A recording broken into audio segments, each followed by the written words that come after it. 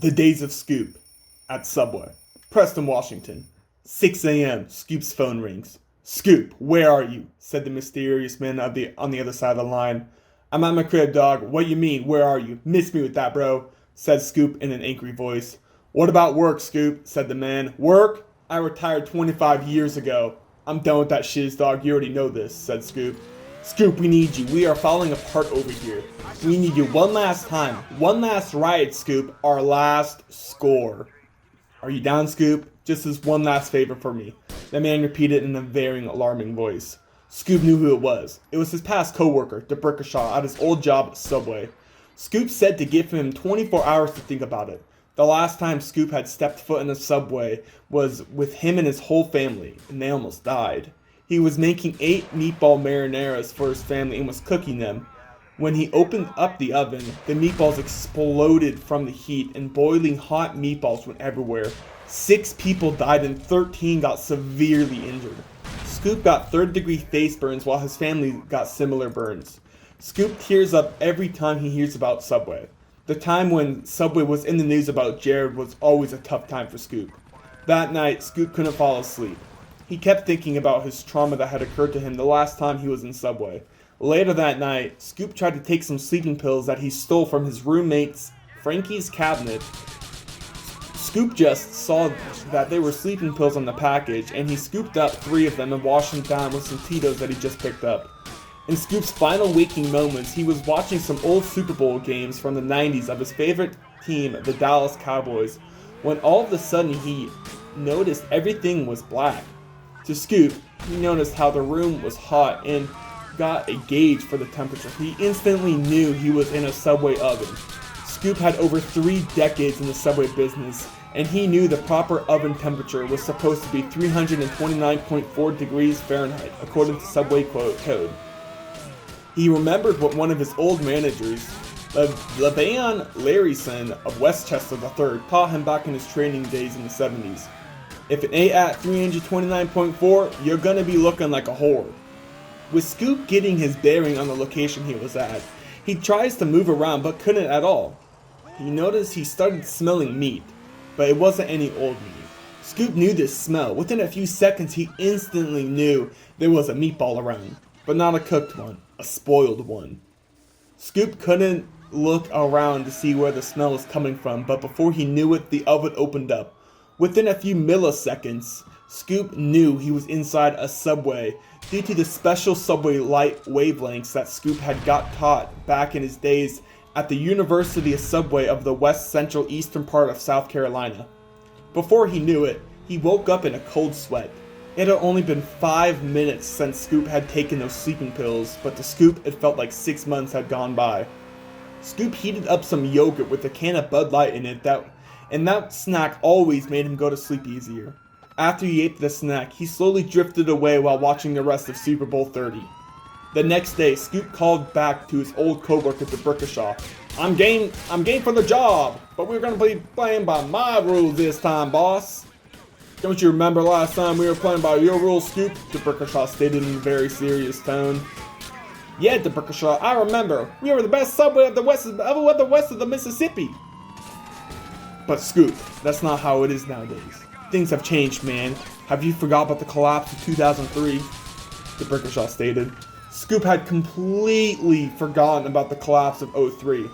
The collapse is still under major controversy, even to this day. Both of them started to tear up while they were thinking about the collapse of 2003. The collapse had caused Subway in Preston to close up 15 minutes early due to a situation that happened.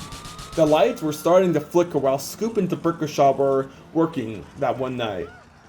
They were mopping up the store in a mid-splash while Scoop put his mop inside the bucket. Subway's lights had just gone out. Scoop and DeBrickashaw didn't know what to do. DeBrickashaw suggested they stayed at the store because they would be the only ones who were open. Scoop had said to close the store down because none of the security systems were working and all the phones were down. Scoop and DeBrickashaw had decided on closing up for the night. It was a hard, difficult decision, but it had to be done. When they were locking up and leaving at the store at 7:46, 14 minutes before Subway was supposed to be closed, A man in an older-looking Civic drove up. He got out of his car and said, "Aren't y'all open till 8?" Scoop said yes, but the power went out, so they can't do anything. In a rage, the man yelled to Scoop and to Brickashaw, "Y'all fools making me drive all the way out here to bumfuck middle of nowhere just to get y'all motherfuckers your clothes? You did not mess with Johnny Yelper. You two fellas are gonna be hearing about this later on." After that, he did a fat-ass burnout in his Civic in a fit of rage. Scoop and DeBrickashaw didn't think of anything about this in the moment until next year, where people were starting to say if they seen their Yelp reviews on the place. Scoop and Brick had no idea what this Yelp was, and they typed in their Subway sponsored computer and screamed out in shock when they saw what words appeared on the screen. "Worst sandwich place ever," said the big bold font on the all across the page. Scoop scrolled down to the bottom of the page to see who it was from. He read, article posted by Jonathan Yelper. DeBrickashaw told Scoop that he fucking told us so, and they should have stayed open longer, but that was all in the past. "Brick, check me, dog. You know that I don't like talking about that. We should have done it my way, and we would have been chilling, you know what I'm saying?" Scoop exhaled. How about we ask the kid, Scoop? "The kid? I hate his guts, you know that, DeBrickashaw. If I see him, I will get into a confrontation." The kid they were talking about was DeBrickashaw's other co-worker, Wooden Tunnel. DeBrickashaw, I can't work with Wooden Tunnel. Don't you remember the last time I worked with him, bruh? We was almost got in a mad gunfight. Of course, I remember that, Scoop. It was all over the news. Who can't forget about the Preston Subway Massacre of 1992? It was late at night, and Scoop and Wooden Tunnel were working together. It was a slow day that time, and Wooden Tunnel loved to mess with Scoop. Wooden Tunnel would walk right where Scoop had just mopped, or another time he was in the back on his break and Scoop was outside helping a customer, and Wooden Tunnel kept turning on and off the opening sign. It was really annoying Scoop. Scoop had repeatedly told Wooden Tunnel to lay off the lights, but Wooden Tunnel just kept doing it. Scoop finally got too much of his stuff, and he grabbed the AK-47 he had underneath the cops and pointed it at Wooden Tunnel. It seemed to be less than a microsecond, but both of them had their guns out. Wooden Tunnel had a rocket launcher that he kept underneath the desk in the back. Scoop hopped over the counter and started shooting while Wooden Tunnel launched a rocket off. The whole store exploded, and the next thing they knew, cops were surrounding them.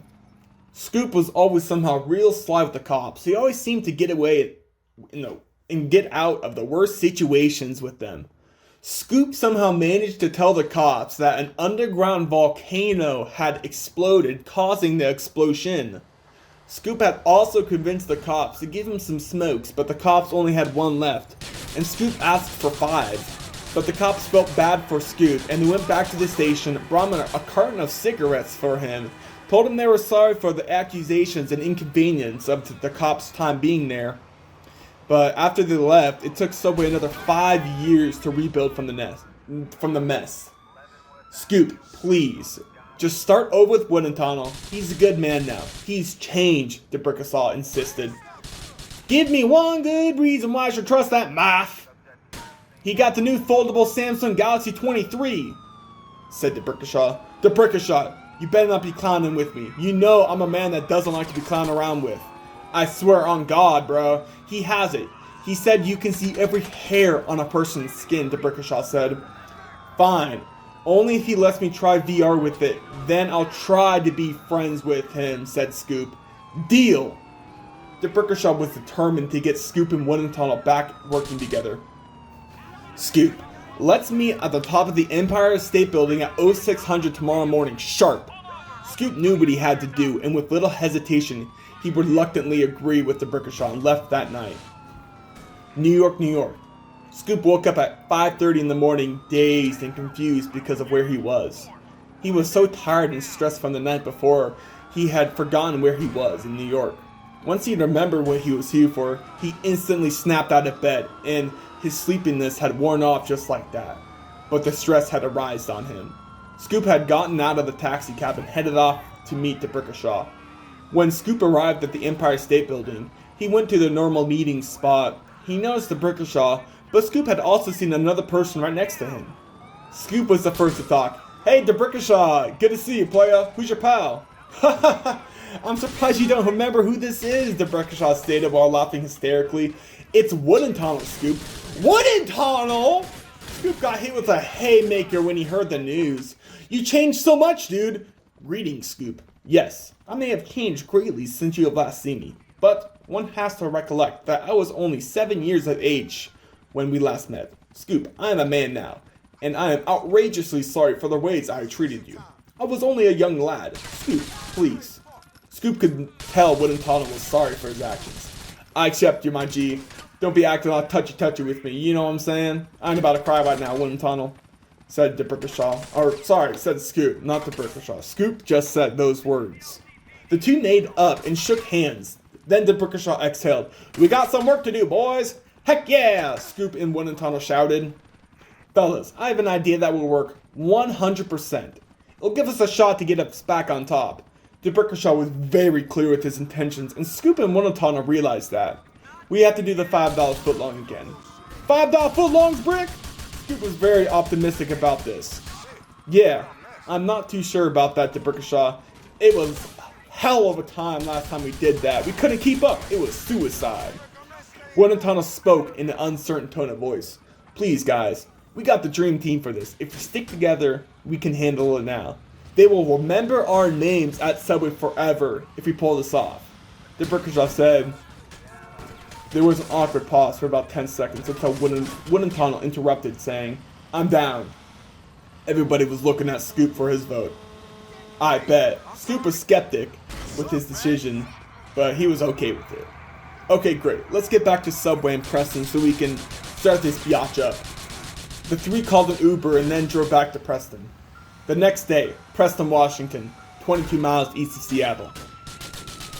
They got dropped off by the Uber from New York and spoke on the bench next to the front doors of Subway. Scoop spoke about the finalizations of their plan. The boys walked up to the store and DeBrickashaw opened the door. They walked around the counter and right when they turned on the lights, they heard a beep coming from the meatball cooker. Scoop walked up and it read, time left, 10 seconds from Jimmy John's. Holy frig! Jimmy John's had planted the bomb in the meatball cooker! They must have heard of our plan! The boys were running out of the store, but it was too late. The bomb had boiling meatballs all over and it killed everyone in the whole complex. The only person who was even partially alive was Scoop. Scoop had crawled out of the store with his legs chopped off, and he saw his whole family watching from the parking lot. They were going to surprise him on his first day back at work since his past incident. They ran up to Scoop to confront him about in his final minutes. Scoop told his son, Scoopy, about the plans for the Subway and what he needed to do and finish that his father couldn't, and to get back at Jimmy John's for what they did to him and to DeBrickashaw and Wooden Tunnel. Scoop later died in a car accident on his way to the hospital by a Jimmy John's delivery driver. Scoop's family tried to sue, but the lawyers said they couldn't find any evidence because the heat of the meatballs were just far too hot at the explosion. Scoop's family never ate at Jimmy John's ever again, and that was all in the days of Scoop.